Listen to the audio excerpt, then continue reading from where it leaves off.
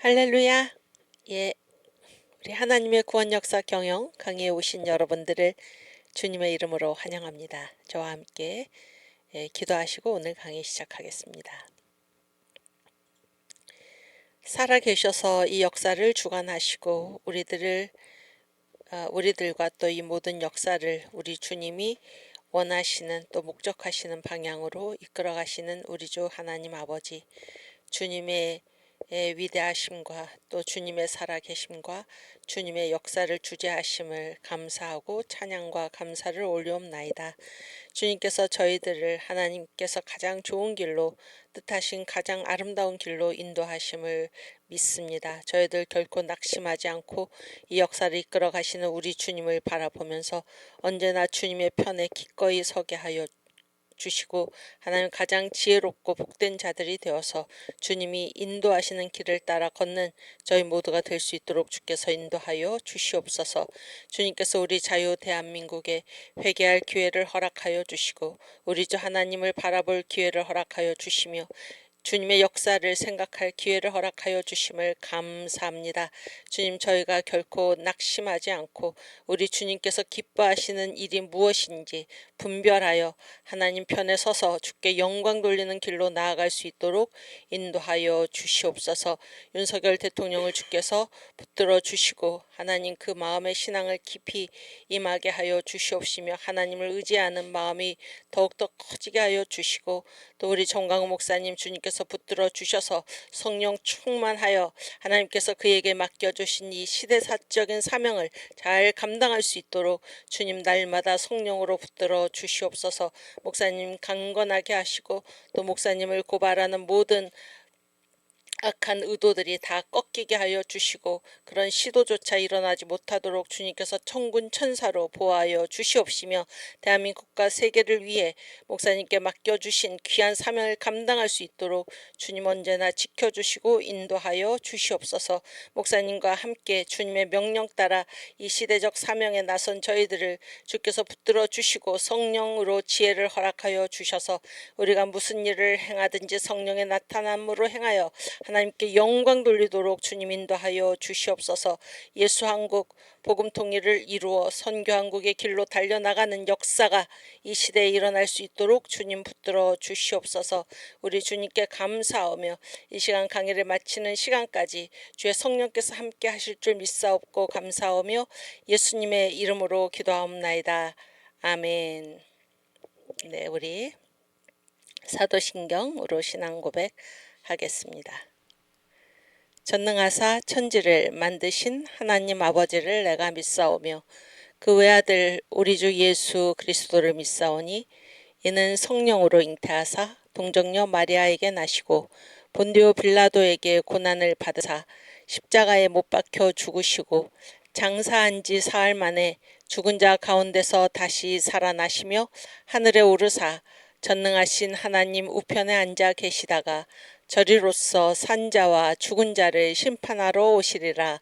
성령을 믿사오며 거룩한 공회와 성도가 서로 교통하는 것과 죄를 사하여 주시는 것과 몸이 다시 사는 것과 영원히 사는 것을 믿사옵나이다.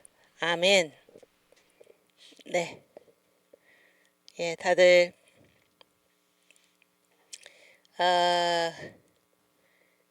잘 지내셨나요? 우리는 언제나 주님의 권능 안에 성령의 능력 안에 거함으로 잘 지내고 있죠. 잘 지내고 있습니다. 잘 지내고 있고 이 나라에서 가슴 터지는 속이 터지는 그러한 불의한 일들이 지금 일어나고 있음에도 불구하고 주님 안에 거하는 우리들에게 하늘의 평강이 임하고 또 이러한 어려운 때일수록 우리가 더욱더 기도로서 주님께 기도하며 또 한 떡이 되어서 기도원의 300 용사와 같이 한 떡이 되어서 일치단결하여 주님이 인도하시는 길 따라 우리가 해야 할 일을 다 해야 할 것입니다. 아멘. 네, 많은 분들 강의에 들어와 주셔서 감사합니다. 지금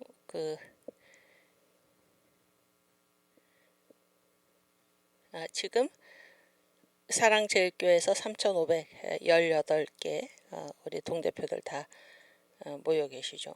모여 계시고, 네. 네, 오늘 그 오순절 마지막 강의인데요.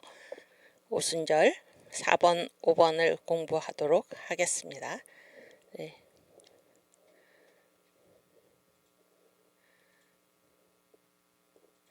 그렇지.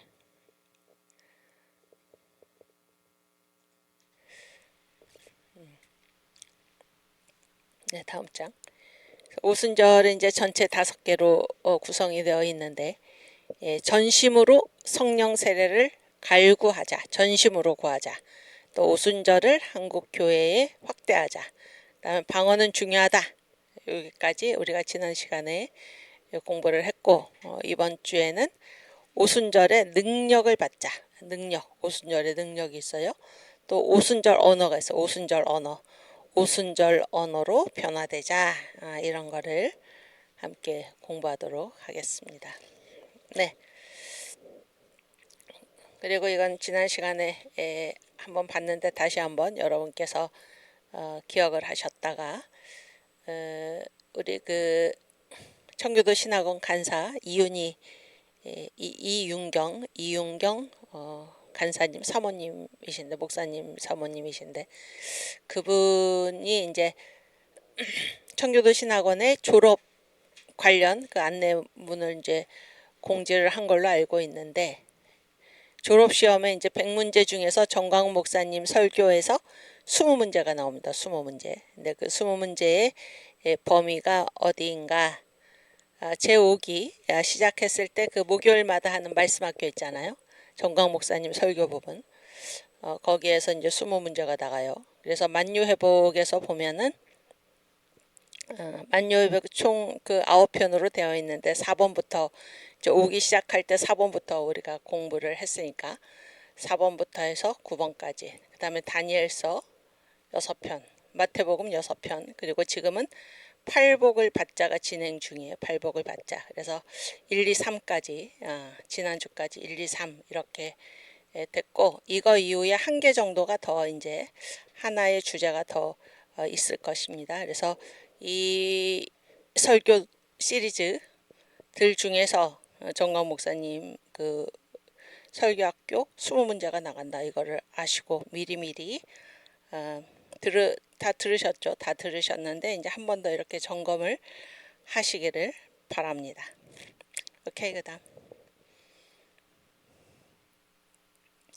이제 우리가 지난 시간에 뭐 방언의 중요성 거의 공부를 했는데 마지막 부분을 우리가 이제 하다가 시간이 돼서 강의가 마쳤는데 일단 이제 방언의 중요성을 이렇게 이제 전 목사님이 한 주의 설교로서 방언이 중요하다 이거를 이렇게 소리 높여 말씀하시는 이유는 이제 방언을 무시한다 그런 거 사람들이 방언을 무시하고 방언을 비롯해서 성령 세례를 무시한다 그런 거 한국 교회가 특별히 또 방언을 무시한다 이렇게 그게 굉장히 심각하다 그런 건데 방언은 중요하다 이 얘긴데요.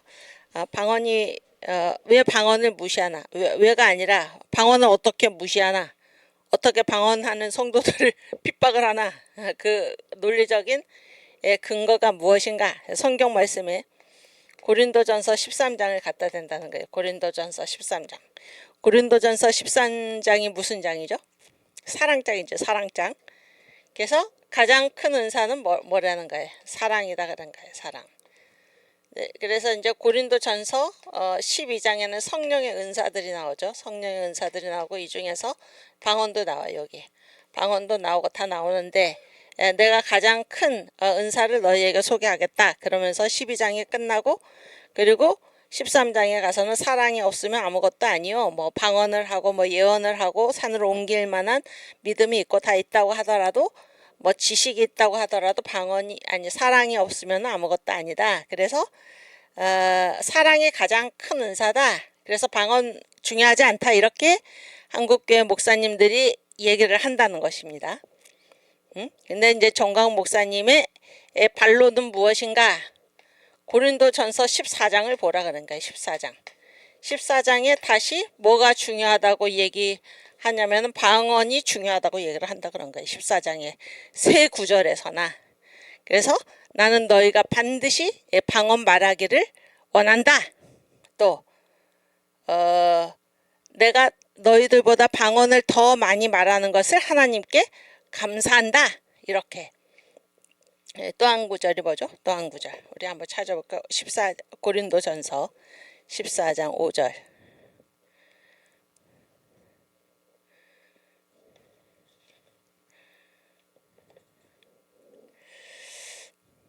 고전 14장 5절.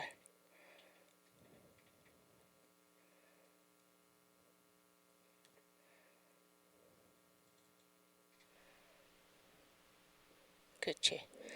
여기 보세요. 나는 너희가 다 방언 말하기를 원하나 특별히 예언하기를 원하노라 그랬죠. 그러니까 방언을 말해야 된다. 그러니까 내가 너희들이 다 방언 말하기를 원한다. 이렇게. 사랑이 중요하기 때문에 방언은 안 해도 된다가 아니에요. 13장에서 그 얘기를 하고 나서 다시 14장에서 너희가 다 방언 말하기를 원한다. 이렇게 얘기를 한다는 것입니다. 그 다음에 18절인가? 18절. 그렇지. 내가 너희 모든 사람보다 방언을 더 말함으로 하나님께 감사하노라. 그래서 사도 바울 자신은 다른 모든 사람보다 자기가 방언을 더 말하는 것을 하나님께 감사하고 있어요. 그러니까 방언이 안 중요하면은 이런 얘기를 할 리가 없죠. 방언이 중요하다 그런 거예요. 내가 다른 사람보다 방언을 더 말하는 것을 하나님께 감사한다. 또 42절인가요? 42절.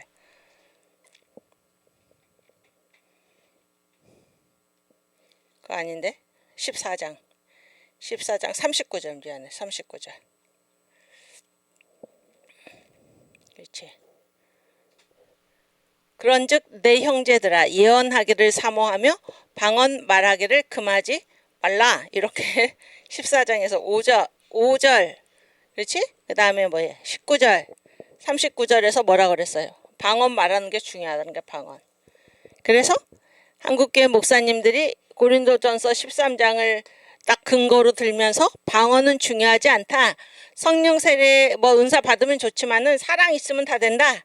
이렇게 말하는 것은 잘못됐다 그런 얘기예요. 왜냐하면은 사도 바울이 12장에서 성령의 은사들 방언 포함해서 성령의 은사들을 말하고 13장에서 사랑이 최고의 은사다. 여기서 끝났으면은 뭐 그렇게 얘기할 수가 있지만 목사님들의 얘기처럼 사랑의 은사가 최고다 이렇게 말을 하면 되지만은 14장에 가서 다시 방언이 중요하다고 지금 얘기를 하고 있다 그런 얘기예요.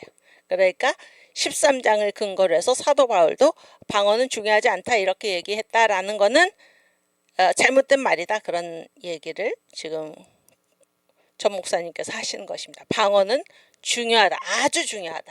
아주 중요하다. 그리고 모든 은사는 방언으로부터 성령의 은사가 시작이 된다. 이렇게 말씀을 하시는 것입니다. 그래서 여러분께서도 여기 뭐 방언의 은사를 받으신 분들이 우리 청교도 신학원에서 공부하시는 분들 중에는 아주 많으리라 생각이 돼요. 많으리라 생각이 되는데 그러니까 방언을 말하다가 어떤 목사님이 뭐 담임 목사님이 나를 제지를 한다. 고린도전서 13장을 막 근거로 들면서 못하게 한다. 그랬을 때 성령의 은사도 중요하지만 사랑의 은사가 최고다. 뭐 이런 얘기를 한다고 하면은 여러분께서 여기서 공부를 하셨으니까 고린도전서 14장 5절 19절 39절 여기 봐라. 방언이 중요하다. 이렇게 사도 바울이 다시 얘기하고 있지 않은가 라고 말씀하시기를 바랍니다. 또 여러분께서 이제 목자가 되어서 성도들에게 오순절을 가르치실 때 성령 세례를 가르치실 때 그렇게 고린도전서 14장 12, 13, 14가 다 한 사람이 쓴 거잖아요. 한 사람이 바울이 이 얘기를 가르치시기를 바랍니다. 오케이. 또 파워포인트. 방언의 중요성. 그래서 주님께서는 전심으로 사모하는 자에게 다 성령 세례를 부어주신다. 그래서 이제 여기 그 내 경우는 성령 세례가 이제 임했을 때에 어느 정도로 성령 세례가 강렬하게 임하는가 그런 얘기예요. 전심으로 사모하는 자에게 주님께서 다 성령 세례를 부어 주시는데 성령 세례가 어느 정도로 강렬하게 임하는가. 그래서 무디 있죠. 무디 선생. 무디는 성령 세례가 임하니까 너무 강하게 임해서 너무 강하게 임하니까 뭐라고 기도를 했나?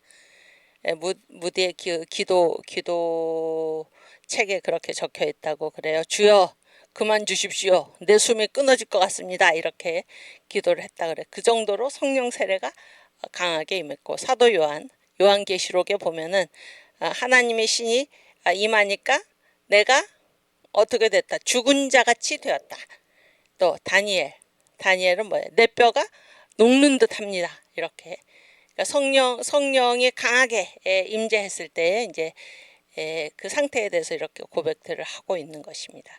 또 오순절 최초의 오순절이죠. 최초의 오순절 마가다락방 교회 베드로가 담임 목사랑 마찬가지지. 베드로가 이제 보면은 그 옥에 갇히잖아요.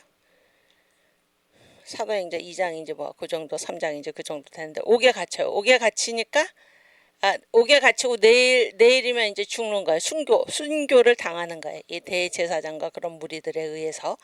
그랬을 때 이 옥에 갇힌 베드로 자기들의 그 담임 목사를 위해서 이 마가다락방 교회 성도들이 간절히 기도를 한 것입니다. 그 간절함이 어느 정도인가 바로 전심으로의 기도예요. 전심으로의 기도. 이 전심으로라는 말은 어디에서 나왔나요? 사도행전 1장 14절. 그러니까 오순절 마가다락방에 성령 세례가 임하기 직전에 그 기도의 상태가 뭐예요? 바로 전심으로의 전혀 기도에 힘쓰니라. 그런데 전심으로의 기도가 그때 한 번만 된 게 아니고 사도행전을 보면은 이때도 이 베드로를 옥에서 구해 주십시오. 베드로가 내일 아침에 우리 베드로 목사님이 지금 순교하시게 됐는데 제발 살려 주십시오 하고 이 성도들이 마가다락방 교회 성도들이 마음을 합하여 전심으로 주님께 기도를 했다는 것입니다. 그래서 그 전심으로 기도를 한 그 결과가 그 현상이 무엇인가? 베드로가 천사가 풀어줘 가지고 옥에서 나와서 그 자기 이제 그 교회로 가서 문을 두드렸는데도 문 두드리는 소리를 듣지 못한 것입니다. 그 정도로 기도에 전념을 한 거예요. 기도의 전념. 그래서 우리가 성령 세례를 구할 때 우리의 자세가 무엇인가? 바로 전심으로입니다. 전심으로 사모하는 자에게 우리 주님께서 다 성령 세례를 부어주신다 하는 말씀이에요. 오케이. 그 다음. 그래서 이제 우리가 그 다음으로 넘어가기 전에 이 성령 세례 아까도 서두에 말씀을 드렸지만은 한국 교회에서는 성령 세례를 가장 먼저 부인하는 거는 뭐를 부인하나? 성령 세례를 연속성을 부인하는 거예요. 연속성, 계속성을 부인하는 것입니다. 그래서 첫 번째 형태가 뭔가? 성령 세례는 단회이다. 계속되지 않는다. 그러나 정광훈 목사님은 뭐라고 정광훈 목사님뿐만이 아니라 이 성경의 증언은 무엇입니까? 성령 세례는 계속된다. 아버지께서 약속하신 것이 앞으로 하나님께서 너희와 이 120문도가 성령 세례를 받을 때 그 자리에 거기 있다가 갔다가 집에 갔다가 다시 온 사람들 있죠? 그 사람들을 향해서 그 사람들이 두 가지 반응을 보였잖아요. 하나는 뭐예요? 하나는 뭐지? 안타까워한다. 나도 있어야 됐는데, 내가 계속 그 자리를 지켰어야 됐는데, 이런 반응을 보이는 자들. 또는 조롱. 이렇게 막 입에서 침이 튀고 막 알아듣지 못하는 소리도 하고 마치 술 취한 것 같이 보이고, 이런 게 성령 세례면은 나는 받지 않겠어. 이렇게 조롱하는 사람 두 무리가 있었는데 이 사람들 보고 사도 베드로가 뭐라고 얘기했습니까? 이 성령은 아버지께서 약속하신 이 성령 세례는 너희와 너희 자녀와 그리고 모든 먼데 사람 앞으로 주님이 얼마든지 부르시는 그 자들에게 다 성령 세례가 임한다. 그렇게 얘기했죠. 얼마든지 부르시는 사람에게 성령 세례가 다 임한다. 그래서 그렇게 말씀을 했을 뿐만이 아니라 그러니까 성령 세례는 오순절에 마가다락방에 단 1회로 끝나는 게 아니다 그런 얘기예요. 베드로가 당장 이렇게 얘기를 했고 또 사도행전에 보면은 마가다락방에 임했고 그 다음에 어디에 임해서 사마리아 성에 임했고 가이사랴 고넬료 가정에 임했고 그 다음에 에베소 교회에 임했고 그렇죠. 로마서로 가면 로마 교회에도 임했고 그래서 사도행전만 해도 벌써 계속해서 성령 세례가 나타나는 것을 볼 수가 있어요. 성령 세례가 임하는 것을. 그래서 한국 교회의 목사님들이 주장하는 첫 번째 잘못된 주장이 무엇인가? 성령 세례는 오순절 최초의 성령 강림 사건 단 한 번, 단회 그 딱 한 번으로 끝났다가 아닙니다. 성령 세례는 지금도 계속되고 있는 거예요. 지금도 사도행전 그 초대교회 시대에도 계속됐고 지금도 성령 세례는 계속된다. 이게 우리가 넘어야 할 거짓의 산 첫 번째 산이고 두 번째 더 악한 거는 더 악한 그 핍박은 무엇인가? 성경에 성령 세례가 워낙 분명하게 나타나 있으니까는 뭐라고 얘기하나? 있기는 있는데 중요하지 않다. 이렇게 얘기를 하는 게 더 나쁘다 그런 얘기. 중요하지 않다. 성령 세례는 받아도 되고 받지 않아도 된다. 이렇게 얘기를 하는 게 더 악하다 그런 얘기. 더 악한데 성령 세례는 받아도 되고 받지 않아도 되는 게 아니고 예수님이 성령 세례가 어느 정도로 중요하다고 그랬나. 주님께서 하늘에 승천하시기 전에 500여 형제들을 모아놓고 뭐라고 말씀하셨어요? 제자들을 모아놓고 뭐라고 말씀하셨습니까? 너희가 3년 반 동안 나를 따라다니면서 나에게 가르침을 받았다. 또 내가 부활한 후에 40일 동안 나에게 보충 교육을 받았다. 그러나 그거 가지고는 안 된다 그런 얘기야. 그거 가지고는 안 되니까 내가 하늘로 올라간 다음에 예루살렘을 떠나지 말고 아버지의 약속하신 것을 기다려라. 아버지의 약속하신 것이 무엇입니까? 성령 세례지. 성령 세례. 그래서 오직 성령이 너희에게 임하시면 지금 당장 가지 말고 성령이 올 때까지 기다려요. 성령이 올 때까지. 그래서 성령이 오셔서 오직 성령이 너희에게 임하시면 너희가 권능을 받고 그러니까 너희 힘으로 하는 게 아니야. 이런 이 세상에서 단 한 번밖에 없는 이런 놀라운 아주 그 독보적인 이런 교육을 받은 너희들조차도 그대로 나가서는 안 되는 그대로 가서 복음 전하러 나가서는 안 되고 반드시 성령이 임하기를 기다려라. 그래서 성령이 임하시면 너희가 권능을 받고 그때야 비로소 성령의 능력을 받아서 그때야 비로소 예루살렘과 온 유대와 사마리아와 땅끝까지 이르러 내 증인이 되리라. 이렇게 말씀하신 거잖아요. 그러니까 이게 예수님의 마지막 말씀이 유언이 뭐예요? 성령 세례 받아라. 그러니까 성령 세례 받아라. 그래야지만 너희가 일을 할 수 있다 이런 거예요. 예수님의 마지막 말씀이 이건데 한국교회 목사들이 성령 세례가 있기는 있는데 중요하지 않다. 받아도 되고 받지 않아도 된다. 이렇게 말하는 거는 성경을 부정하는 얘기죠. 더 악하다 그런 얘기예요. 더 단회로 끝났다. 이것보다 더 악한 게 바로 성령 세례가 있기는 있는데 별로 중요하지 않다. 이렇게 얘기하는 것이다. 그런 얘기예요. 아시겠죠? 오케이. 그래서 제가 이제 그 한국교회사 제가 예전에 이제 신학교 있을 때 가르칠 때 보면 그 김익두 목사님 이번 주일에도 목사님이 김익두 목사님 얘기를 하셨는데 김익두 목사님은 대단한 이제 신유의 종이죠. 신유.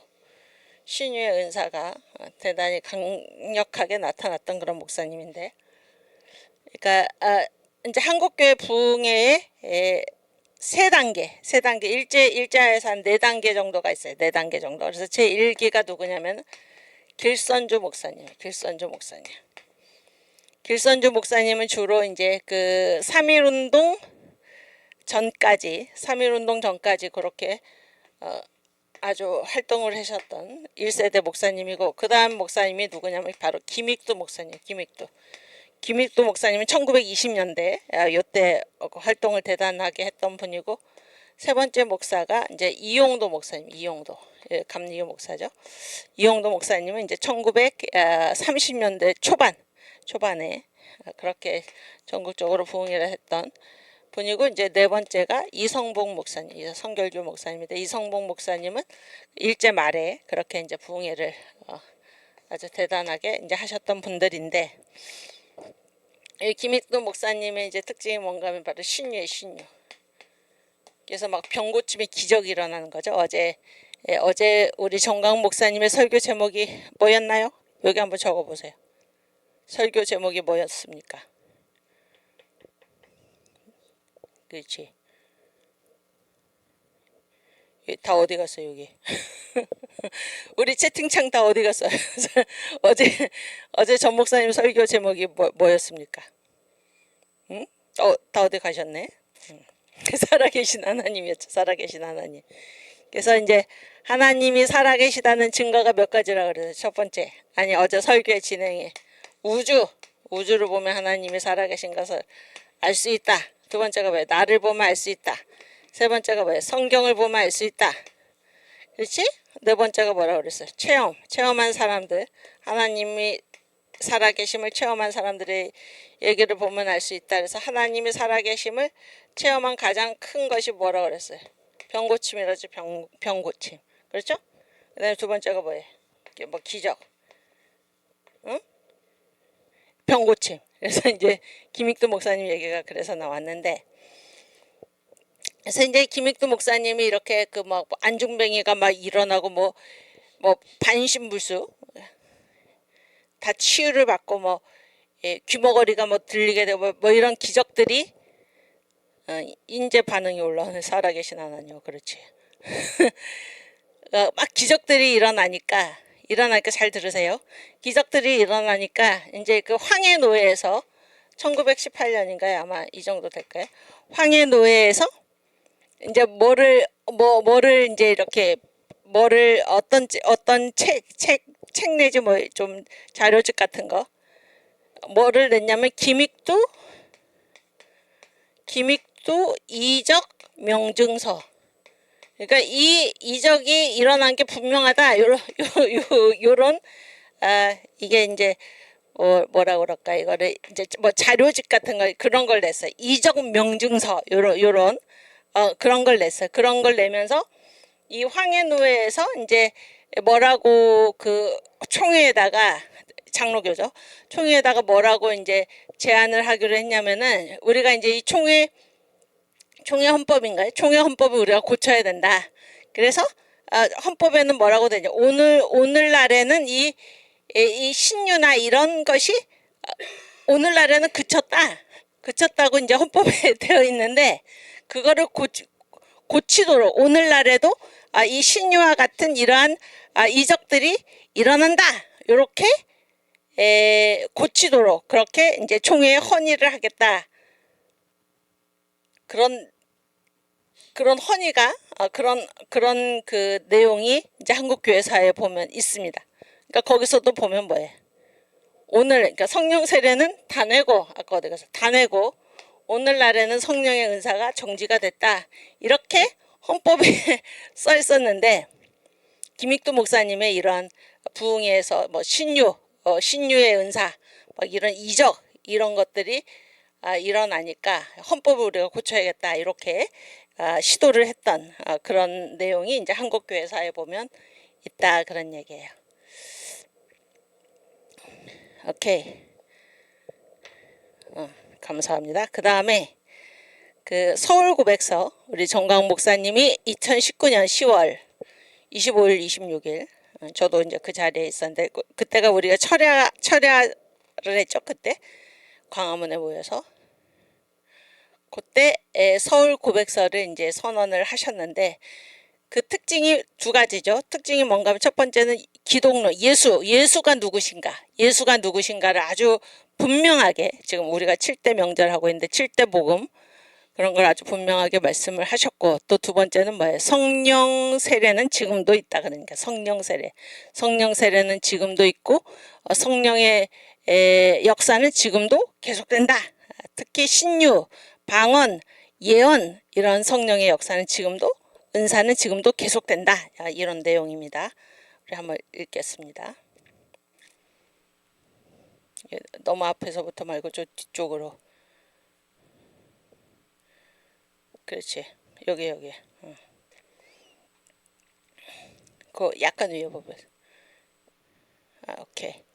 2000년 역사가 공유해온 영국의 웨스트민스터 신앙 고백을 기반으로 하여 다음과 같은 기독론 중심의 한국 고백서를 선포합니다. 여러분, 이거는 전 세계적인 사건입니다. 전 세계적인 사건이고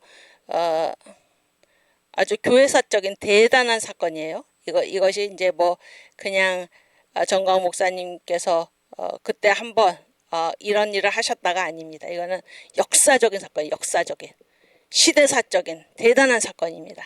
여러분께서 이 중요성을 아셔야 돼. 그래서 예수가 누구신가 이렇게 선포를 하신 대단한 사건이에요. 예수 그리스도는 만물보다 먼저 계신 하나님이다.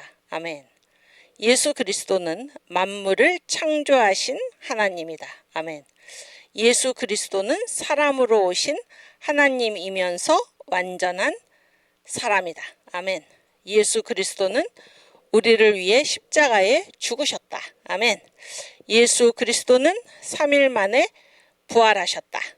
아멘. 예수 그리스도는 승천하셨다. 아멘. 예수 그리스도는 하나님 보좌 우편에서 우리를 위해 기도하고 계신다. 아멘. 예수 그리스도는 약속하신 성령 세례를 부어 주신다. 아멘. 이 성령 세례는 지금도 계속되며 예수 그리스도께서 재림하실 때까지 계속 이루어진다. 아멘. 성령 세례를 따르는 사도행정적 은사는 지금도 계속되며 그리스도의 몸된 교회를 통해 나타나고 있다. 그렇죠? 아멘. 예수 그리스도는 가심을 본 그대로 재림하신다. 아멘. 예수 그리스도는 재림 후 천년 왕국을 이루시며 영원한 세계로 인도하신다. 아멘. 신구약 성경을 완전 무오한 하나님 말씀으로 믿는다. 아멘.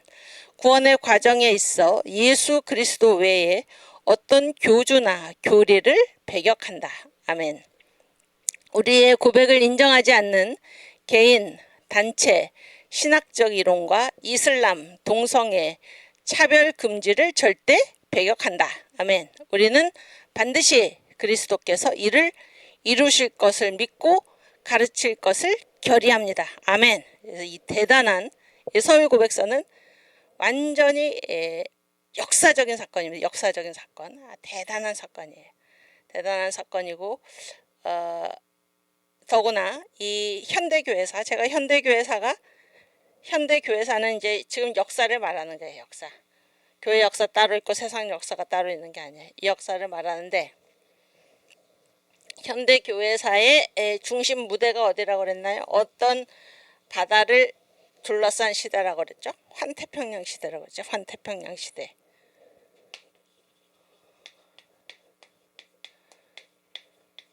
환태평양 시대. 그래서 여기에 이제 한국 동쪽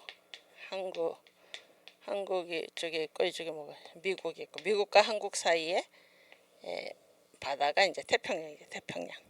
그래서 현대 교회사의 두 중심 국가, 선교 1위 국가 미국과 선교 제2위 국가 한국이 지금 복음이 촛대가 여기에 있는 것입니다. 여기에 있고 이 두 나라에 있고, 그래서 지금을 환태평양 시대로 부르고 있는데, 특별히 이 서울 고백서가 이 현대 교회사의 한 주축 국가인 한국에서 또 우리 7대 명절 예수가 이 땅에 오셔서 행하실 7가지 구속 사역 복음의 7대 단추 이거를 말씀하신 성경을 통해서 이거를 정립하신 정광훈 목사님에 의해서 이 서울 고백서가 선언이 됐다. 선포가 됐다. 대단한 사건입니다. 대단한 사건. 지금까지의 이 교회사에 나타난 그 신앙 고백서들을 완성하는 또 성령 세례. 성령 세례도 무슨 독자적으로 지금 따로 말씀하신 게 아니라 예수께서 성령 세례를 부어주시는데 성령 세례는 한 번으로 끝난 것이 아니라 지금도 계속되고 성령 세례에 따르는 사도행전적인 은사는 이 시대에도 계속되고 예수께서 다시 오실 때까지도 계속된다. 이 성경의 가르침이죠. 그런 것들을 아주 정확하게 요약해서 말씀하신 것이 바로 이 서울 고백서이다. 그런 얘기예요. 그래서 여러분 대단한 긍지를 가지고 이것에서 벗어나는 그런 가르침은 뭐예요? 성경에서 지금 벗어나는 가르침이죠. 왜냐하면 정광훈 목사님의 서울 고백서는 완전히 성경을 기반한 것이고 성경의 축약입니다. 성경의 축약. 예수가 어떤 분이신가? 성경은 결국 성경의 주제는 예수 그리스도. 이 성경은 나에 관한 것이다. 예수님이고 예수님이 어떤 분인가? 복음의 7대 단추. 예수께서 이 땅에 오셔서 이루실 7가지 구속 사역. 그것이 성경의 골자이죠. 하나님께서 우리들이 알아주었으면 하시는 가장 바라시는 내 아들 예수를 알아도 예수가 누구인가? 이 복음의 7대 단추 이것이죠. 7대 명절이 바로 그것입니다. 그래서 그걸 중심으로 한 그런 고백서이기 때문에 얼마나 이제 감사합니까? 이런 고백서가 한국에서 정광훈 목사님 성경에 능통하신 성경에 관통하신 그분에게서 나왔다 그런 얘기예요. 감사한 얘기죠. 이건 뭐 목사님 무슨 창조하신 게 아니고 성경을 아주 성경에 관통하신 분으로서 성경을 제대로 요약을 하신 그러한 고백서이다 이런 얘기입니다. 아멘. 오케이. 그다음 그래서 방언은 중요하다 그런 얘기를 지금 한 것입니다. 그 다음에 오늘은 오순절의 능력을 받자.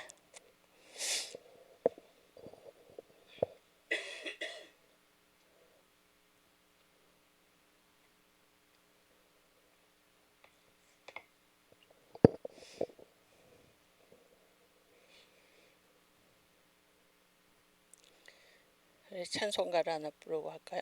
주 하나님 독생자여서 살아계신 주는 우리 그 7대 명절 전체의 주제 찬양입니다. 주제 찬양. 또 여기에 복음의 7대 연합이 다 녹아있는 그런 찬양입니다. 어제 또 살아계신 하나님 그 주제 찬양이 바로 이 살아계신 주죠. 같이 부르겠습니다. 주 하나님 독생자 예수 날 위하여 오시었네. 내 모든 죄 다 사하시고 죽음에서 부활하신 나의 구세주 살아계신 주 나의 참된 소망 걱정 근심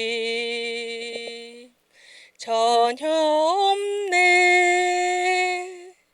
사랑의 주네 갈 길 인도하니 내 모든 삶의 기쁨 늘 충만하네. 주 안에서 거듭난 생명 도우시는 주의 사랑 참 기쁨과 확신 가지고 예수님의 도심을 믿으며 살리. 살아계신 주 나의 참된 소망, 걱정 근심 전혀 없네. 사랑의 주내 갈 길 인도하니 내 모든 삶의 기쁨 늘 충만하네. 그 언젠가 주 뵐 때까지 주를 위해 싸우리라. 승리의 길 멀고 험해도 주님께서 나의 앞길 지켜주시리. 살아계신 주 나의 참된 소망, 걱정 근심 전혀 없네. 사랑의 주내 갈 길 인도하니 내 모든 삶의 기쁨 늘 충만하네. 아멘. 주님 감사합니다. 아멘. 이렇게 오순절의 능력을 받자.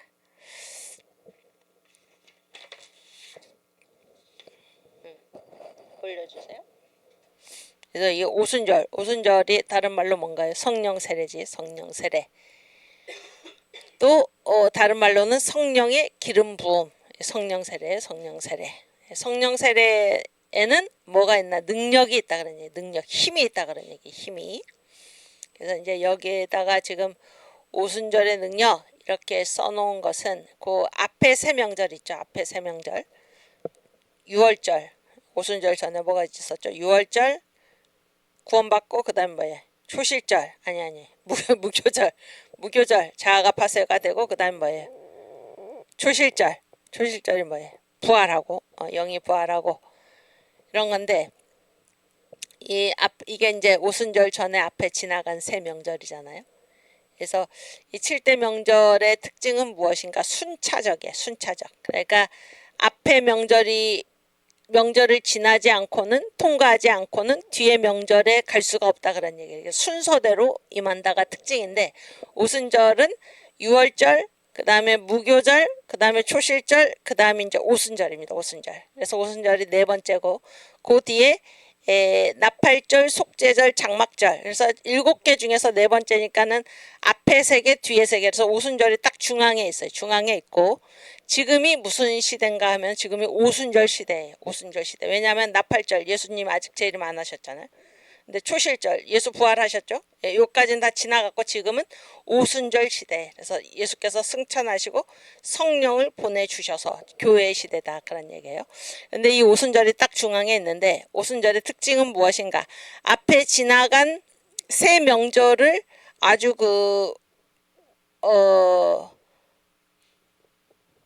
새 명절을 굳세게 붙들어주고 뒤에 앞으로 임할 새 명절을 확증, 의심 없이 분명히 온다 이렇게 확증시켜주는 그러한 역할을 오순절이 하는 것입니다. 그래서 여기 제가 여기에다가 써놓은 오순절의 능력, 이거는 이제 앞에 지나간 새 명절을 오순절이 어떻게 강화시켜 주는가, 그래서 오순절이 임하지 않으면은 예를 들어서 6월절 있죠. 6월절 그랬을 때 이제 6월절이 뭐예요? 6월절이 뭡니까? 예수께서 어린 양으로 6월절 어린 양으로 십자가에 죽으셔서 나를 어떻게 하신 거예요? 나를 구원하신 거잖아요. 구원하신 거죠.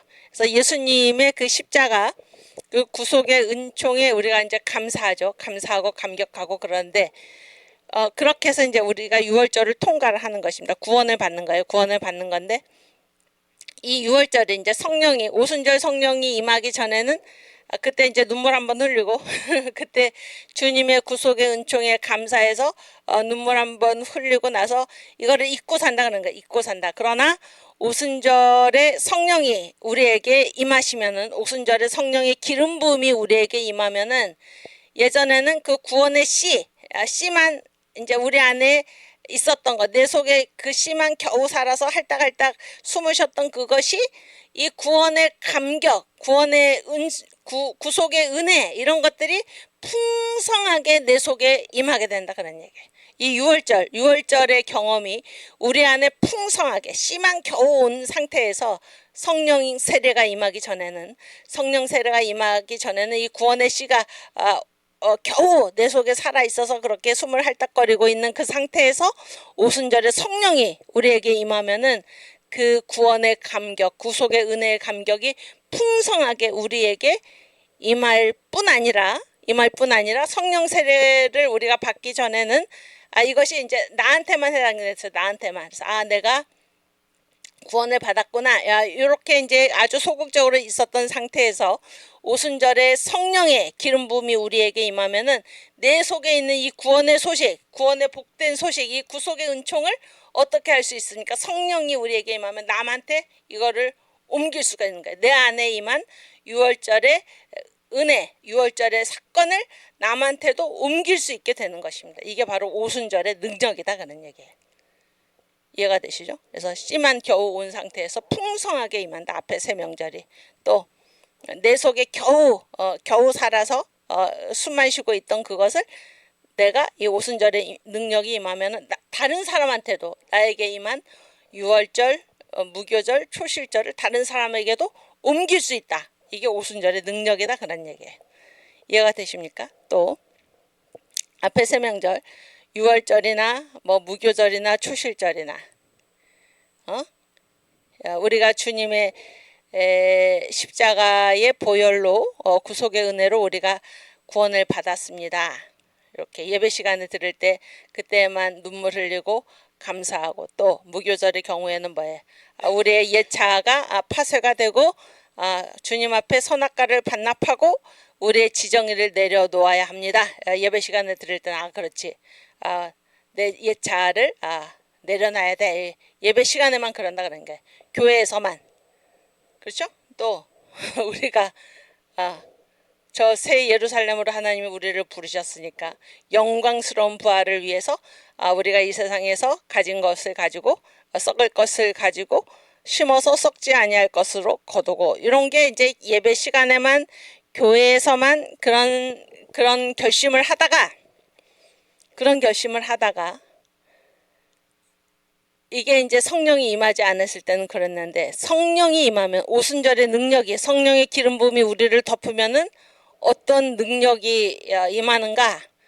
예배 때만 교회에서만이 아니고 24시간 내내 구원의 은총에 감격하고 언제나 자아가 파쇄가 돼서 하나님 앞에 지정의를 내려놓고 또 무슨 일을 하든지 새 예루살렘을 향하여 영광스러운 부활을 향하여 심는 그런 일이 24시간 내내 전천으로 된다 그러니까 전천으로 이것이 바로 오순절의 능력이라는 거예요. 오순절은 앞에 지나간 새 명절을 강화시킨다 그런 얘기예요. 또 그리고 그 성령의 기름 부음이 성령 세례가 강력하게 임하기 전에는 사람들이 다 이제 뭘로 판단을 하냐면 자기의 본정신, 제정신, 자기 이성, 자기의 생각 이런 것들로 다 이런 것들을 파악하고 그러는데 그러나 오순절 성령의 기름 부음이 우리에게 임하면은 성령의 능력이 우리를 덮으면은 우리는 이 모든 것을 유월절의 핵심이 뭐라 그랬어? 피즈피 무교절의 핵심이 뭐라 그랬어? 선악과 반납. 또 초실절의 핵심이 뭐라고 그랬습니까? 심는 것이라고 그랬죠. 그러니까 이거를 본정신으로 하는 게 아니라 오순절의 능력이 성령의 기름 부음이 우리를 덮으면은 이것을 우리의 힘으로서가 아니라 성령의 능력으로 할 수 있다 그런 얘기예요. 이게 바로 오순절의 능력이다 그런 얘기예요. 그래서 사도 바울이 디모데를 보고 뭐라고 그랬나? 내가 너를 보기를 간절히 원하는 것은 내 눈에 눈물을 봄이라. 그래서 이제 목사님이 그 설교에서 하신 말씀이 무엇인가? 디모데가 무슨 할머니가 아니다 그런가? 할머니들이 눈물이 많잖아. 디모데가 할아버지가 아니야. 할아버지여서 뭐 할머니에서 우는 게 아니고 항상 디모데가 펄펄 끓는 청년인데도 주님의 은혜에 너무나 감격해서 항상 그 눈에 눈물이 있다 그런 얘기예요. 그래서 디모데야, 내가 너를 보기를 간절히 원하는 것은 내 눈에 눈물을 봄이라. 그래서 이 디모데는 뭐예요? 성령이 완전히 덮어가지고 성령에 덮여서 살았다 그런 얘기예요. 네, 성령에 덮여서 성령 세례가 임해서 성령의 기름 부음에 강력히 임한 그 사람들은 항상 눈에 주님께 대한 감사의 눈물이 그치지 않는다 그런 얘기예요.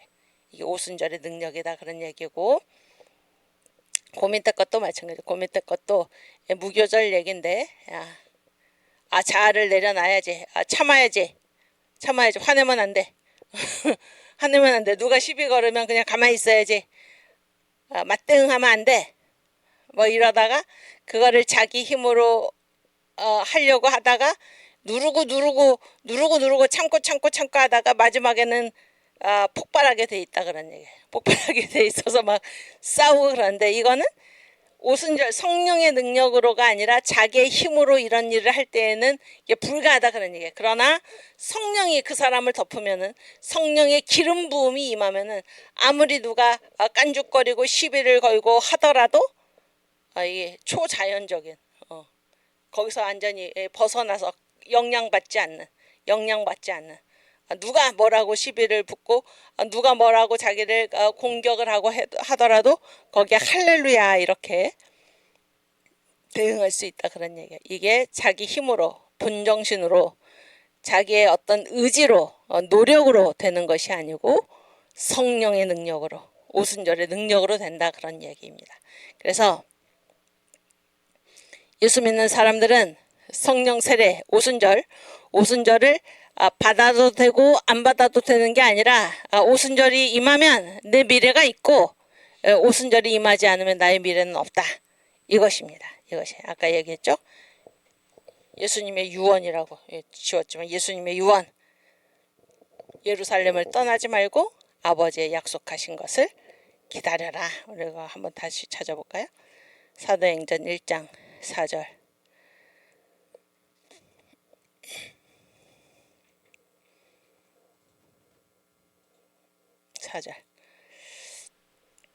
사도와 같이 모이사, 승천하시기 전에, 바로 직전에 사도와 같이 모이사 저희에게 분부하여 가라사대 예루살렘을 떠나지 말고 내게 들은 바 아버지의 약속하신 것을 기다리라. 성령 세례죠. 요한은 물로 세례를 베풀었으나 너희는 몇 날이 못되어 성령으로 세례를 받으리라. 8절. 오직 성령이 너희에게 임하시면 너희가 권능을 받고 예루살렘과 온 유대와 사마리아와 땅끝까지 이르러 내 증인이 되리라 하시니라. 아멘. 예수께서 9절에 보면 이 말씀을 마치시고 저희 보는 데서 올려 가시니 승천하신 거잖아요.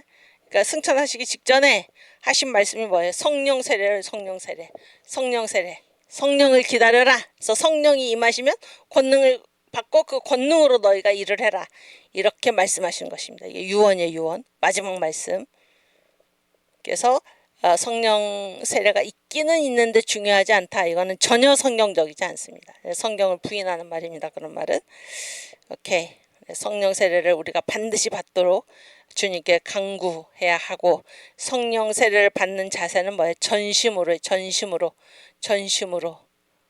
성령 세례를 받으면 나는 살고 성령 세례를 받지 않으면 나는 죽는다. 이게 전심으로의 자세입니다. 그런 자에게 주님은 성령 세례를 약속하셨기 때문에 성령 세례를 부어 주신다 하는 것입니다. 오케이. 그 다음 파워포인트.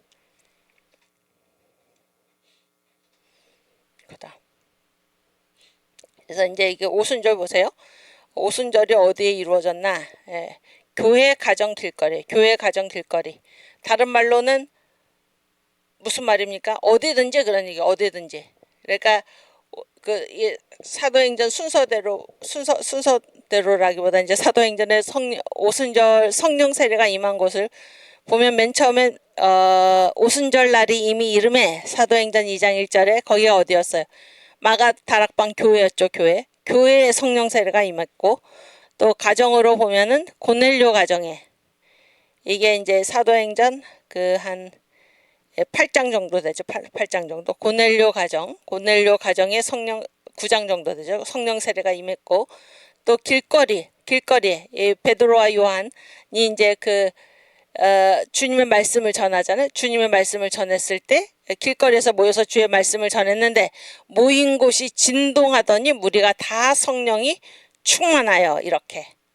그래서 오순절이 교회에서도 이루어지고 가정에서도 이루어지고 길거리에서도 이루어졌다 그런 얘기.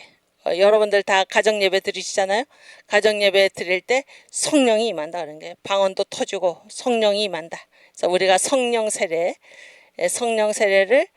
사모하고, 아직 성령 세례를 체험하지 못한 분들은 주님, 나에게 성령 세례를 주십시오. 목숨을 걸고 기도하시기 바랍니다. 목숨을 걸고. 제가 여러분께 솔직히 고백을 하자면, 이 성령 세례, 제가 이제 청교도 신학원에서 가장 처음 우리가 그 청교도 신학원이 가장 처음에 언제 했냐면 2020년 6월에 개강을 했어요. 6월 6일 날, 6일인가 그 정도 돼, 6월 초에. 그래서 이제 정광 목사님이 그때 감옥에 갔다가 4월에 총선이 있었잖아요. 총선 끝나고 이제 목사님을 풀어줬잖아요. 그래가지고 청교도 신학원을 이제 그때는 청교도 신학원의 이름이 아니었고 종교개혁 신학특강, 그래서 우리가 제2의 종교개혁을 일으키자, 그래서 이제 종교개혁 신학특강을 이제 시작을 한 거예요. 청교도 신학원이지 결국에는. 그러다가 그때 무슨 코비드 코로나, 그것 때문에 이제 교회가 80일간 폐쇄를 당했죠. 80일간.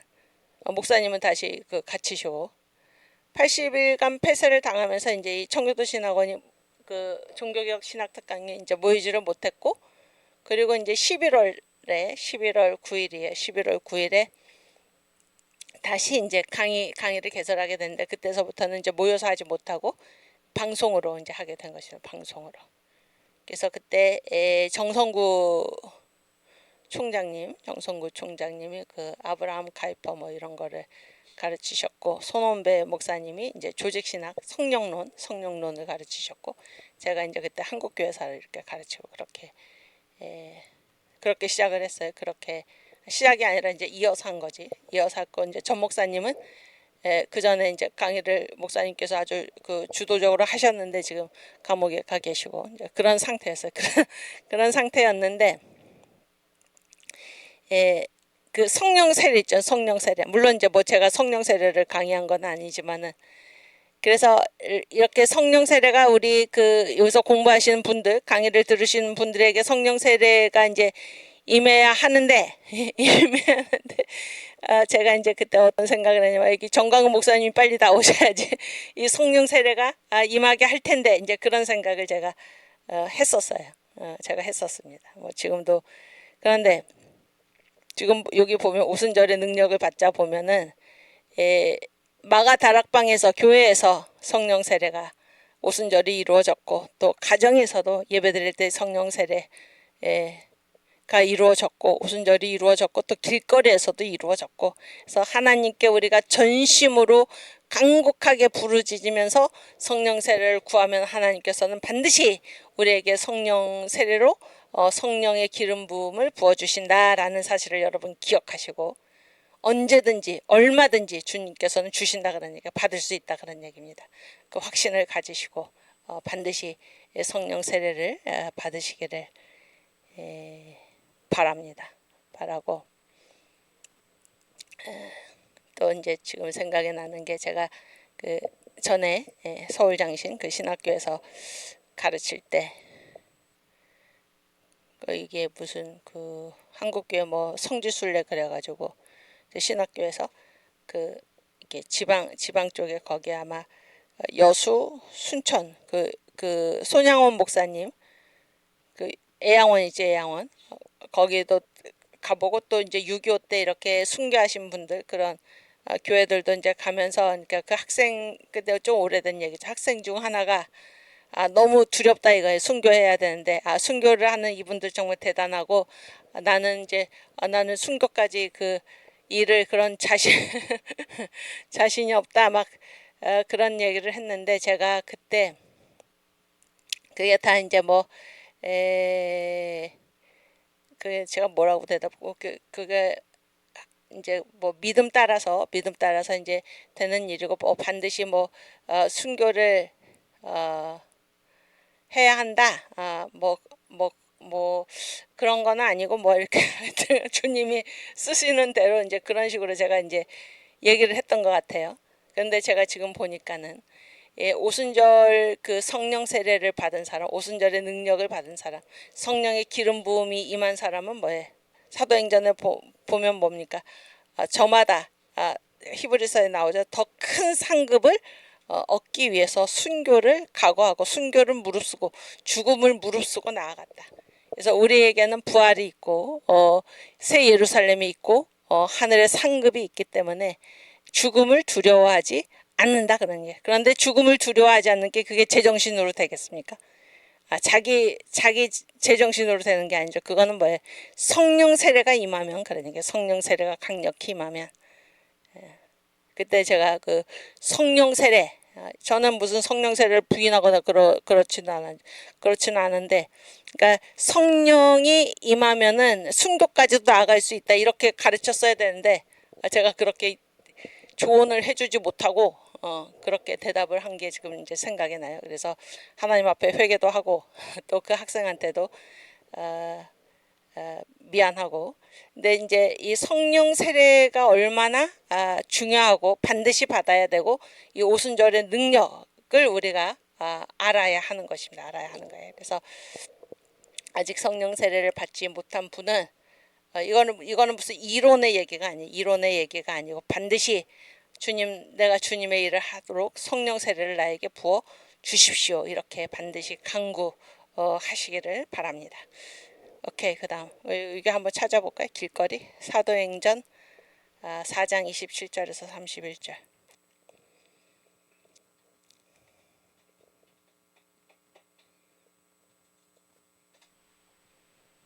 그 앞에는 뭐예요? 그 앞에 27절 이게 베드로 설교죠. 베드로 설교. 과연 헤롯과 본디오 빌라도는 이방인과 이스라엘 백성과 합동하여 하나님의 기름 부으신 거룩한 종 예수를 거스려 하나님의 권능과 뜻대로 이루려고 예정하신 그것을 행하려고 이 성에 모였나이다. 주여 이제도 저희의 위협함을 하감하옵시고 또 종들로 하여금 담대히 하나님의 말씀을 전하게 하여 주옵시며 손을 내밀어 병을 낫게 하시고 표적과 기사로 거룩한 종 예수의 이름으로 표적과 기사가 거룩한 종 예수의 이름으로 이루어지게 하옵소서 하더라.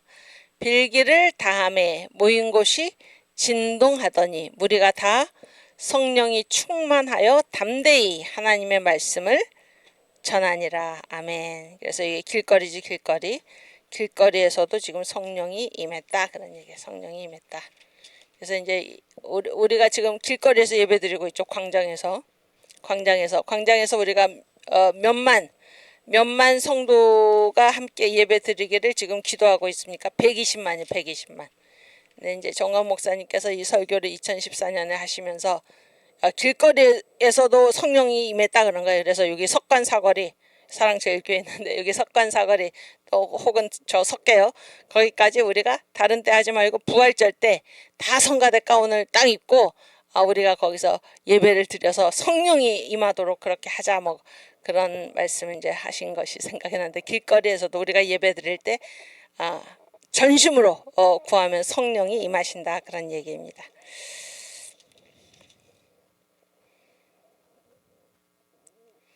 오케이. 그래, 이게 베드로와 요한이 이제 한 설교입니다. 길거리에서. 오케이. 그다음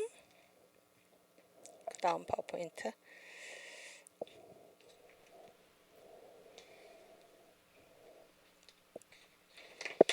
그래서 이제 오순절에 능력을 받아야 돼. 실제로 손원배 목사님이 하시는 말씀, 자주 하시는 말씀이 뭐예요? 사과가 있는데 이 사과가 무슨 맛인가? 아무리 겉에서 만져보고 그 모양을 보고 이 각도 저 각도 돌려보고 냄새를 맡고 해도 모른다 그런 거예요. 어떻게 하면 압니까? 먹어보면 안다. 그러니까 먹어보면 안다. 사과가 어떤 맛인지 어떤 과일인지 먹어봐야 안다 그런 얘기죠. 성령 세례도 무슨 설명으로 이론으로 이렇게 듣는 것이 아니라 성령 세례를 받으면 안다 그런 거예요. 받으면 안다. 그래서 무슨 공부하는 차원이 아니라 주여 나에게 성령 세례를 부어 주십시오. 반드시 성령 세례를 받으시기를 바랍니다. 아멘.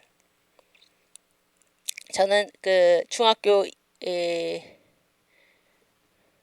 1학년 때 엄마 따라서 그 한월산 기도원에 갔다가 거기서 이제 방언 성령의 은사를 받고 방언이 그때 터지고 그랬는데 그때 이제 제 기억에 그 성령 세례가 처음 임할 때 이제 뭐가 먼저 일어난다 그래. 회개가 먼저 일어난다 그러잖아요. 그래서 그때 이제 제가 전혀 생각지도 않은 제가 이제 그 어린 아이들을 굉장히 예뻐하고 좋아하고 막 아이 이렇게 같이 놀아주는 거 좋아하고 그 어릴 때부터 그랬는데 어떤 애랑 같이 놀아주면서 제가 그 아이가 먹고 있는 뭐를 이렇게 뺏어 먹었던 그런 것까지 막 이렇게 막 필름이 돌아가면서 그런 거를 회개했던 기억이 그때 그거를 회개했다는 그 사실이 이제 그 정광 목사님 만나고 나서 다 기억나게 하셔서 다 회개시키신다라는 그 말씀을 들으니까 그때 그런 것이 막 필름이 돌아가면서 그런 거를 회개했던 게 이제 기억이 나고 근데 이제 이 성령 방언을 받고 막 그랬을 때니까 성령 세례를 받은 거죠. 약하게나마. 그런데 그 이후에 이제 변화가 무엇인가? 굉장히 이제 지혜를 주셨다고 생각해. 지혜. 그래가지고 이를테면 뭐 공부하는 게 일단 굉장히 재밌었고 굉장히 재밌었어요. 공부하는 게. 그래서 뭐 이렇게 뭐 예습도 해가고 뭐 이렇게 또 수업 시간에 선생님한테 손 들고 질문하는 거 좋아하고 막 굉장히 공부를 재미있어 한 거예요. 막 억지로 공부한 게 아니고 또 한 가지는 이렇게 뭐 내가 뭐를 이제 뭐 시험 본다 그랬을 때 막 달달달달달달 외워가지고 하는 게 아니고 이제 강의 시간에 수업 시간에 이제 선생님이 말씀하시면은 그거를 제가 이해를 하면은 따로 공부하지 않아도 이렇게 100점을 맞는 거예요. 100점. 이제 그게 지금 생각하면이 아니라 그때도 그런 생각을 했었는데 이거는 조금 특별하다 그런 생각을 했어요. 그러니까 하나님께서 주시는 굉장히 이제 지혜롭게 하시는구나 그런 생각을 그때 했던 것 같아요. 그래서 이 오순절의 능력, 사람을 완전히 변화를 시키는 거죠. 완전히 달라지게 하는. 그래서 여러분도 반드시 성령 세례를 받으시기를 바랍니다. 그래서 제가 그때 이제 방언을 받고 뭐 이렇게 그리고 쭉 지나다가 뭐 기도할 때 뭐 방언을 거의 잘 안 했던 것 같아요. 거의 잘 안 했는데 뭐 그때는 막 열심히 했는데 거의 잘 안 했는데 2016년 11월 9일에 제가 자다가 방언이 터졌어. 자다가 이제 방언이 터진 게 아니지. 옛날에 방언을 했었으니까. 그런데 다시 이제 자면서 뭐 이렇게 환상도 보여주시고 제가 이제 방언이 갑자기 터진 거예요. 잠을 자다가. 그래서 꿈속에서 막 방언을 하면서 근데 저는 이제 방언을 한번 받았었기 때문에 뭐 이상한 거 아닌가 이런 생각은 별로 안 했던 것 같아요. 약간 두렵기도 했지만 전혀 그렇지 않았고 그래서 뭐 꿈에서 방언을 하다가 깨가지고 계속 방언이 나오는 거예요. 홍동명 목사님 방언하시 계속 방언이 나와서 한 그때 4시 반부터 한 5시 반까지인가 제가 시간을 이제 봤는데 그렇게 계속 이제 방언이 나오면서 그날 아침에 제가 학교에 출근을 하는데 아파트에서 이렇게 쭉 아파트 정문으로 내려가는 게 나무들이 쫙 있고 꽃도 있고 그런데 꽃은 없었나. 그러니까 나무들이 막 이렇게 반짝반짝반짝반짝 이렇게 빛나면서 그런 걸 처음 본 거예요.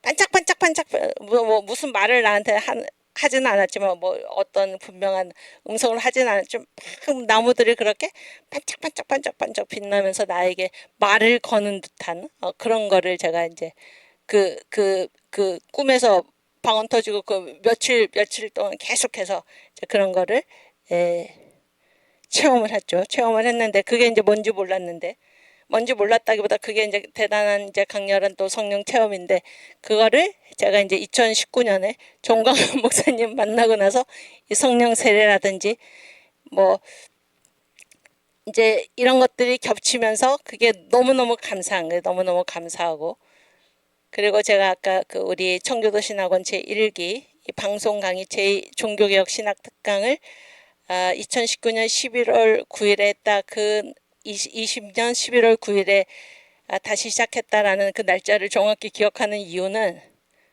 그 날짜에 시작하게 하셨다. 저는 그런 생각이 들어요. 왜냐하면 2016년 4년 전에 11월 9일에 제가 자다가 방언이 터졌거든요. 근데 딱 그날 그래서 그 목사님 감옥에 계시면서 이제 남전도사님 통해서 남수 비서전도사님 통해서 이제 저한테 말씀하시기를 그 11월 2일부터 청교도 신학 그러니까 종교개혁 신학 특강이 다시 이제 재개를 하려고 하는데 목사님께서 교수님한테 그 한국교회사 가르쳐 달라고 하시는데 그래서 아유 물론 하겠다고 제가 이제 그랬는데 원래 11월 2일 날 한다고 그랬거든요. 11월 2일 날. 그런데 그게 이제 손 목사님이 그때 미국에서 오시면서 전 목사님은 이제 면회를 하고 나서 11월 9일부터 하게 된 거예요. 그러니까 딱 날짜가 제가 이제 성령 세례 자다가 방언 터진 그 날짜하고 딱 겹치는 거예요. 4주년이죠, 4주년. 그래서 그거를 기억을 하고 있는데 그래서 특별한 주님의 이끄심이 있었다. 저는 이제 그렇게 생각을 합니다. 그렇게 생각을 하고 또 이렇게 우리 귀한 청교도 신학원에 함께 동역하는 우리 형제 자매 여러분들도 만나게 되고 너무너무 감사하고 또 우리가 주님의 명령 따라서 정광 목사님과 함께 이 시대를 살리는 이러한 신앙운동 또 애국운동 이런 거를 할 수 있어서 참으로 감사를 합니다. 그래서 여러분도 반드시 그래서 이제 그 강의 시간에 어떻게 이게 성령 세례를 우리가 받아야 되는데 목사님 감옥에 나오신 목사님이 해주시려나 막 이렇게 제가 막 굉장히 안타깝게 생각했던 그런 게 지금 자꾸 생각이 나서 그런데 우리도 간절히 간구하면 주님께서 성령 세례를 부어주신다라는 생각을 여러분께서 하시고 아직 성령 세례 안 받으신 분들 전심으로 간구하시고 성령 세례를 받으신 분들 전심으로 간구하셔서 재충만 받으시기를 바랍니다. 오케이. 그래서 오순절의 능력이 임하면 어떤 일이 일어나나 표적과 기사죠. 표적과 기사. 표적이라는 말은 뭐 하나님이 하시는 일이죠. 하나님이 하시는 일, 기사 이런 게 따르는 거예요. 오순절의 능력이 임하면 또 어떤 일이 일어나나 천사가 돕는다. 그러니까 천사들의 도움. 그렇게 해서 여기 사도행전 5장 18절 한번 찾아볼까요?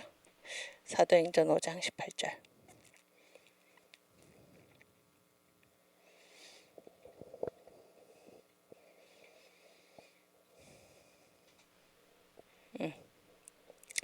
사도들을 잡아다가 옥에 가두었더니 주의 사자를 두 글자로 한번 볼까요? 천사지. 천사가 밤에 옥문을 열고 끌어내어 가로되 천사의 도움이 나타난다. 그러니까 오순절의 능력이 임하면 천사의 도움이 나타난다. 아멘. 표적과 기사가 뒤따르고 안전뱅이도 일어나게 하고 그렇죠?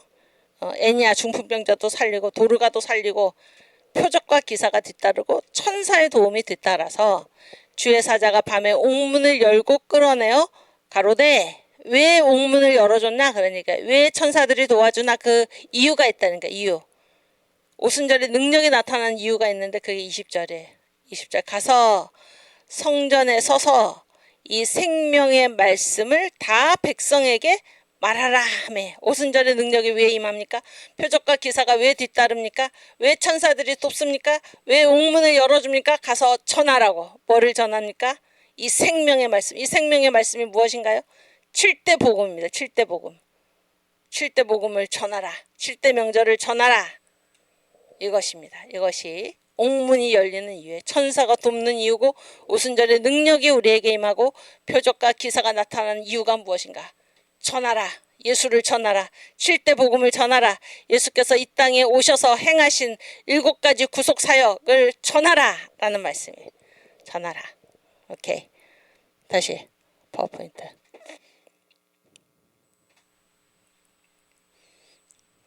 그래서 여기 지금 읽었죠? 생명의 말씀을 전하라. 다른 말로 7대 명절을 전하라. 7대 복음을 전하라. 예수께서 이 땅에 오셔서 행하실 7가지 구속사역을 전하라. 6월절 이렇게 죽으시리라. 이렇게 죽으리라. 십자가에서 6월절 어린 양으로 무교절 3일 동안 무덤에 계시리라. 초실절 3일 만에 부활하시리라. 그렇죠? 또 오순절 성령을 보내주시리라. 나팔절 올라간 그대로 다시 오시리라. 재림 속죄절 알곡을 거두어 나라를 바치시리라.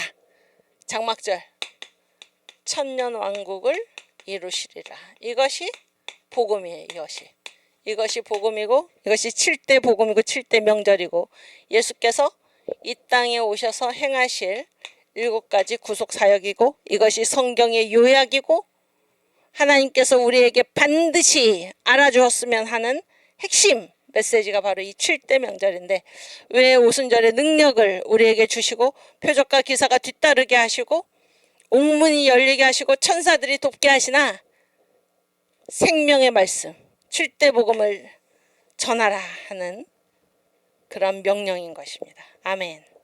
그러면 여러분 우리가 어떻게 기도해야 하겠습니까? 어떻게 기도해야 하나요? 성령 세례 달라고 어떻게 기도해야 할까요? 주님, 하나님 제가 7대 복음을 전하겠습니다. 저에게 성령의 기름 부음을 허락해 주십시오. 성령 세례를 부어 주세요. 그러면 주님께서는 반드시 복음을 위해서 구하는 그 사람에게 성령 세례를 부어 주실 줄 믿습니다. 아멘. 오케이. 그 다음 이제 오순절 능력을 왜 주시나? 7대 복음을 전하라 하는 게 7대 명절을 전하라. 아멘. 또 오순절 언어로 변화되자. 그래서 아까 한 얘기 복음의 혁명.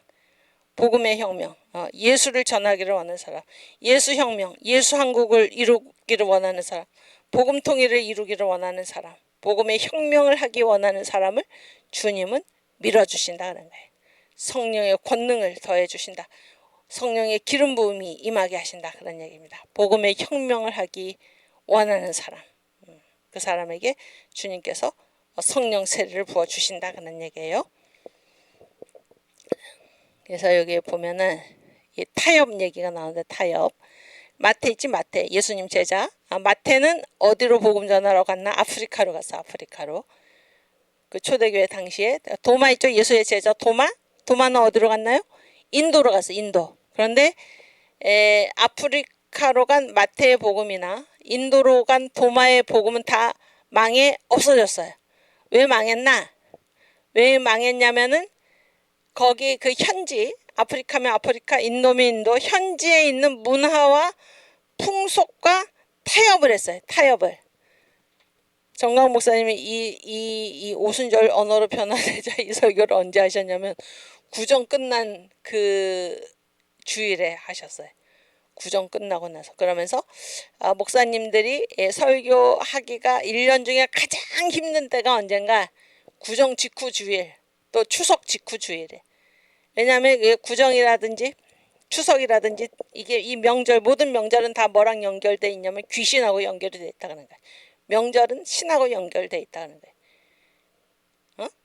근데 이 7대 명절 7대 명절은 누구랑 연결? 7대 명절의 별명이 뭐예요? 여호와의 절기죠. 여호와의 절기. 그래서 예수께서 오셔서 하실 일이다. 그래서 여호와의 절기인데 추석이나 구정이나 이런 때 뭐 이게 다 귀신들하고 연결이 돼 있다. 그러니까 다 제사하고 그러잖아요.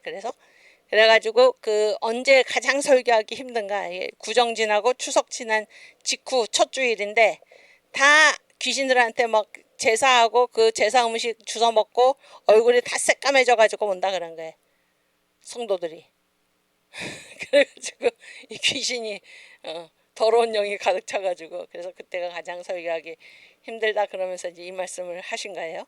그래서 마태의 복음은 아프리카로 갔는데 도마의 복음은 인도로 갔는데 왜 망해 없어졌나? 거기에 신들하고 타협을 했다는 거야. 그 현지 풍속하고 문화하고 무슨 명절하고 다 타협을 하고 여러분 하나님과 다른 신을 같이 섬길 수가 없잖아요. 그런 거 칼날을 분명하게 안 하고 다 타협을 해서 그런 복음은 하나님이 밀어주시지 않는다 그런 거예요. 그러나 바울의 복음, 유럽으로 간 바울의 복음만이 흥왕, 번성하고 왕성하게 되고 부흥하고 했던 이유가 무엇인가 하면 바울의 복음은 칼날이 뾰족해가지고 칼 같아서 현지 문화와 타협을 하지 않은 것입니다. 이 바울의 복음만이 산 거예요. 바울의 복음만이. 지금까지도 이 한국에까지도 바울의 복음이 전해졌고 그러면 지금 뭐 아프리카에도 예수 믿는 사람이 있고 인도에도 예수 믿는 사람이 있는데 그거는 무슨 복음인가요? 그거는 마태의 복음 다 망하고 도마의 복음 다 망했는데 바울의 복음이 그것까지 다시 전도를 한 것이다 그런 얘기예요.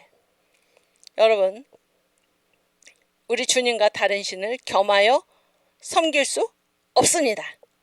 이번에 그 헌재 재판관들 국민이 뽑은 대통령을 누가 그 판결문을 보더라도 그 불법과 부정이 판치는 그런 판결문으로 우리 대통령을 파면시킨 그 이유가 무엇입니까? 법대로 하지 않고 타협을 했다는 거. 타협을. 무슨 이유인지는 모르지만은 밝혀지겠지만은 양심도 저버리고 이런 일을 벌인 것입니다. 예수를 믿는 사람은 다니엘 보세요. 다니엘의 결심을 보세요. 뭐라고 그랬죠? 우리 최 대리님 다니엘. 그렇지. 그 정확한 워딩이 뭐지? 성경에 뜻을 세웠다 그랬나? 뭐라고 그랬지? 그렇지. 감사합니다. 뜻을 정하여. 예수 믿는 사람한테는 이런 기계가 있어야 되는 거예요. 뜻을 정하여. 내 몸을 더럽히지 않겠다. 뜻을 정하여. 구별하는. 이 거룩이라는 말이 무슨 말이에요? 구별하는 것. 내가 하나님을 믿는다고 하면서 세상 사람들과 똑같이 살아가면 그 하나님을 안 믿는 것입니다. 구별해서 나는 어떠한 상황이 오더라도 하나님 말씀에 복종하겠다. 누가 뭐를 가지고 협박을 한다고 해도 그래서 내가 목숨이 끊어질지언정 폐가 망신을 할지언정 나는 주님의 말씀대로 살겠다. 이런 기계가 있어야 되는 거예요. 예수 믿는 사람한테는. 그래서 마태의 복음이나 도마의 복음이 다 망한 이유는 기계가 없이 거룩 구별됨이 없이 그 현지 문화와 타협을 하고 그 풍습에 타협을 하고 명절과 타협을 하고 그래서 다 망했다 그런 거예요. 그러나 바울의 복음은 현지 문화와 타협하지 않은 이 복음을 하나님이 밀어주셔가지고 이 바울의 복음이 온 세계에 전파되는 그런 역사가 일어났다 그런 얘기예요. 지금 우리나라도 마찬가지입니다. 우리나라 예수 믿는 성도 여러분 마찬가지예요. 사람들이 다 그러니까 세상이 다 그러니까 나도 같이 하는데 어때? 가 아니라 하나님이 살아계시는 것을 알아야 하는 것입니다. 그러다가 감옥 가? 괜찮습니다. 감옥 가도 괜찮아요. 감옥 가도 우리는 감옥을 가든지 안 가든지 그게 중요한 게 아니고 주님의 명령대로 주님이 기뻐하시는 일을 행하는 것 이게 바로 신앙인의 자세예요. 뜻을 정해야 하는 것입니다. 뜻을 정해야 하는 거예요. 복 있는 사람은 악인의 길을 좇지 아니하며 죄인의 길에 서지 아니하며 오만한 자의 자리에 앉지 아니하고 다 분별을 해야 돼. 분별을 오직 여호와의 율법을 즐거워하여 그 율법을 주야로 묵상하는 자로다. 저는 신학가에 심은 나무가 시절을 쫓아 과실을 맺으며 그 잎사귀가 마르지 아니함 같으니 그 행사가 다 형통하리로다. 아멘. 악인은 그렇지 않으며 오직 바람에 나는 겨와 같도다. 그래서 하나님께로 뜻을 정한 사람은 결국 하나님이 지켜주셔서 시냇가에 심은 나무와 같이 복을 받는 것입니다. 잠시 잠깐의 눈앞에 어떤 불이익, 두려움 이것 때문에 절개를 저버리고 뜻을 저버리고 구별됨을 저버리고 타협하고 섞여 살아가는 이런 자들, 그들의 결국 뭐예요? 바람에 나오는 겨와 같이. 우리한테 중요한 것은 하나님이지. 하나님이 무엇을 기뻐하시는가지 다른 아무것도 우리 행동의 기준이 될 수가 없는 것입니다. 없는 거예요. 그래서 성령을 받으면 거룩한 무질서 안에 들어간다. 이게 뭐예요? 막 방언 이 말씀을 하신 그 이유가 뭔가 막 방언하면 뭐 사람들 보기 저 사람 왜 저래 막 침 튀기고 막 소리 지르고 왜 소리를 지르고 그래. 그게 아니고 그게 아니고 성령을 받으면 이게 거룩한 무질서예요. 거룩한 무질서. 거룩한 무질서. 세상 사람들은 알지 못하는 거룩이라는 말이 뭐예요? 구별됐다는 거예요. 구별됐다. 가장 질서적인 거죠. 오케이. 그다음. 그래서 오순절과 언어의 관계. 그래서 오순절 전에 언어는 저주받은 언어이다. 이게 무슨 사건인가요? 바벨탑 사건이지. 바벨탑 사건. 그래서 그 이전엔 언어가 다 하나였는데 이 바벨탑 사건으로 인해서 하나님께 벌을 받은 거잖아. 그랬을 때 하나님이 뭐 바벨탑을 이제 사람들이 쌓으니까 뭐 손가락을 부러뜨렸다든지 뭐 허리를 못 쓰겠다든지 그렇게 하지 않고 하나님이 심판하실 때 저주하실 때 가장 먼저 뭐를 저주를 하신 거예요? 언어를 저주를 하셨다는 얘기예요. 그래서 오순절 전에 우리가 쓰는 언어는 다 저주받은 언어인데 오순절 성령이 임하면은 뭐부터 회복을 시키시나? 인간의 언어부터 회복을 시키시나 그런 거예요. 그러니까 저주받은 것도 언어부터 저주를 받고 회복되는 것도 뭐부터 회복이 됩니까?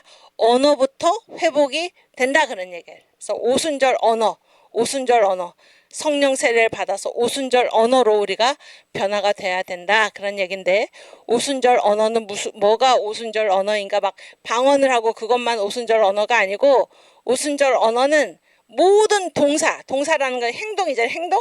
모든 행동을 할 때 뭐로서 하나? 성령으로 한다 그러니까 성령으로. 그래서 오순절 언어는 모든 동사 앞에 우리가 어떤 행동을 할 때 그 앞에 항상 뭐가 붙는가? 성령으로가 붙는다 그러니까 이게 바로 오순절 언어다 그런 얘기예요. 성령으로 무슨 일을 하든지 성령으로 성령의 나타남으로 그래서 오직 성령으로 말하고 또 성령이 우리 안에 거하시면 위해서 서로 소통하게 해서 소통. 그래서 성령을 받은 사람과 성령을 받지 않은 사람은 말이 통하지가 않는 것입니다. 말이 통하지가 않아요. 또 시간 다 됐네. 그 예를 들은 게 뭔가 하면 그 모세 있잖아요. 모세 누군지 아시죠? 모세가 어디 올라가서 시내산에 올라가서 두 가지를 받아 갖고 왔죠. 하나는 모세오경 성경이고 하나는 뭐예요? 성막이죠. 성막. 그래서 이제 이 땅에 내려와 가지고 모세오경을 쓰고 또 이제 성막을 세웠는데 이 성막을 하늘에서 하나님이 누구한테만 보여줬어? 모세한테만 보여줬는데 요거를 이제 말로 설명을 하면서 이렇게 지어라 그러니까는 사람들이 이해를 하지 못하는 거예요. 특별히 그 조수 부살렐과 오홀리압이 이해를 못하는 거예요. 모세가 하는 말을 이해를 못하는 거예요. 그랬을 때 모세가 어떻게 했습니까? 이 부살렐과 오홀리압에게 안수를 하니까 이게 소통이 되는 거예요. 소통이. 그래서 모세가 뭐라고 하면은 혹시 이런 모양 아니에요. 이렇게 소통하게 하는 이것이 바로 성령이다. 성령은 소통의 영이다. 그러니까 소통의 영. 시간 다 돼서 일단 여기서 마치겠습니다. 오늘 우리 기죽지 말고 기가 죽을 우리가 아니지. 기죽지 말고 하나님의 뜻이 이 땅에 서기까지 이 대한민국을 제2의 건국으로 지금 모든 문제가 다 드러났으니까 이 나라를 바로 세울 때까지 우리가 끝까지 주님을 믿고 주님의 이름 주님의 십자가 군기를 높이 들고 끝까지 우리가 이 나라를 바로 세우는 이 일에 전심으로 나아가야 할 것입니다. 주기도문 하고 마치겠습니다. 하늘에 계신 우리 아버지여, 이름이 거룩히 여김을 받으시오며 나라가 임하옵시며 뜻이 하늘에서 이룬 것 같이 땅에서도 이루어지이다. 오늘날 우리에게 일용할 양식을 주옵시고 우리가 우리에게 죄 지은 자를 사하여 준 것 같이 우리 죄를 사하여 주옵시고 우리를 시험에 들게 하지 마옵시고 다만 악에서 구하옵소서. 대개 나라와 권세와 영광이 아버지께 영원히 있사옵나이다. 아멘. 네, 감사합니다. 우리 천만 서명 한 주 동안 우리 완성하고 다음 주 월요일에 또 다시 반갑게 뵙겠습니다. 감사합니다.